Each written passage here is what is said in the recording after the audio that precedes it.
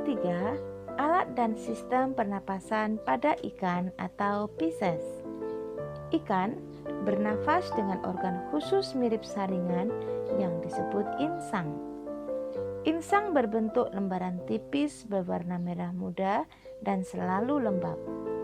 Biasanya, insang dilindungi oleh selaput atau rangka yang disebut tutup insang atau operculum. Pada insang terdapat pembuluh darah halus yang dapat menyerap oksigen yang terkandung dalam air dan melepaskan karbon dioksida dari darah. Insang juga berfungsi sebagai alat pengeluaran garam-garam dan sebagai penyaring makanan. Nah, di sini ada rahang ikan. Gambar di samping menunjukkan saat pernapasan dimulai.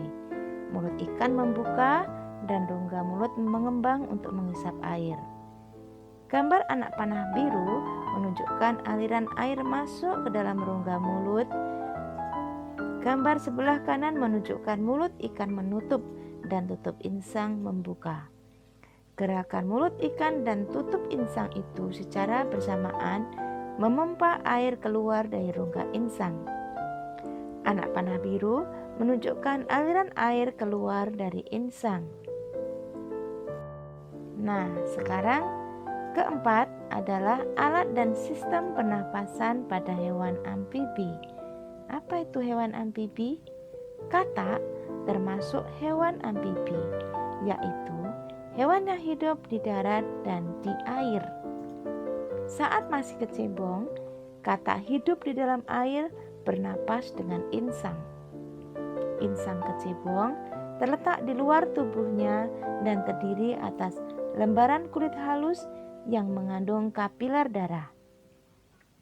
Katak dewasa bernapas dengan paru-paru dan permukaan kulit yang selalu basah mempermudah penyerapan oksigen.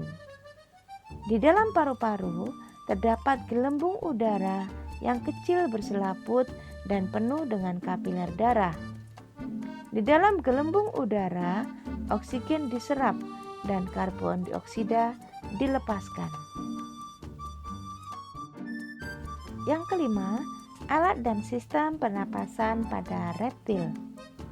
Hewan apa saja yang disebut reptil dan apa alat pernapasannya? Mari kita simak.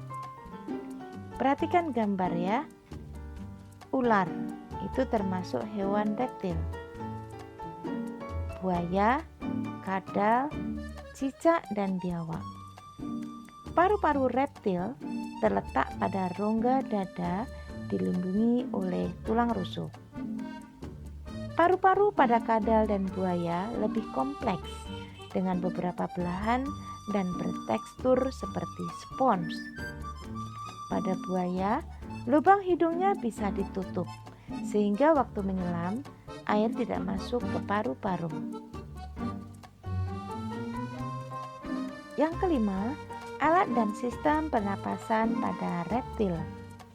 Hewan apa saja yang disebut reptil dan apa alat pernapasannya? Mari kita simak. Perhatikan gambar ya. Ular itu termasuk hewan reptil. Buaya, kadal, cicak, dan biawak. Paru-paru reptil terletak pada rongga dada dilindungi oleh tulang rusuk.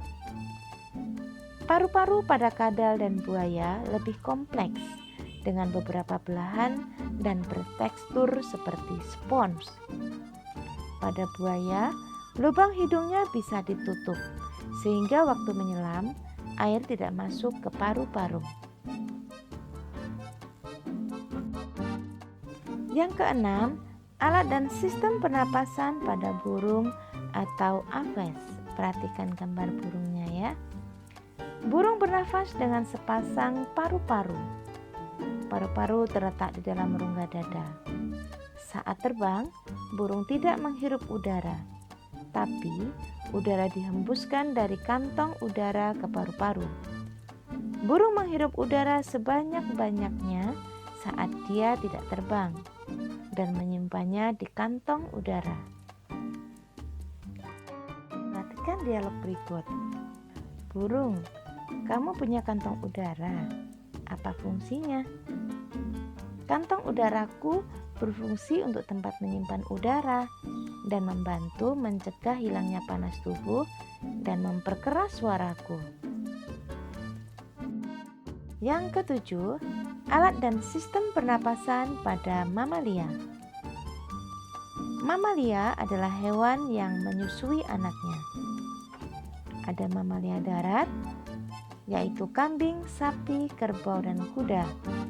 Sedang mamalia air, paus, duyung, dan lumba-lumba. Pada mamalia darat, menggunakan pernapasannya hidung, pangkal tenggorokan, batang tenggorokan, dan paru-paru. Pada mamalia air, hidungnya dilengkapi dengan katup. Saat mamalia tersebut menyelam, katup menutup. Saat mamalia muncul ke permukaan, menghirup oksigen dan mengeluarkan karbon dioksida. Alhamdulillah, akhirnya kita bisa menyelesaikan materi hari ini.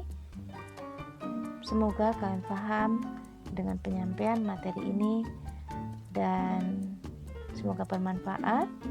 Mohon maaf jika ada salah-salah kata. Wassalamualaikum warahmatullahi wabarakatuh.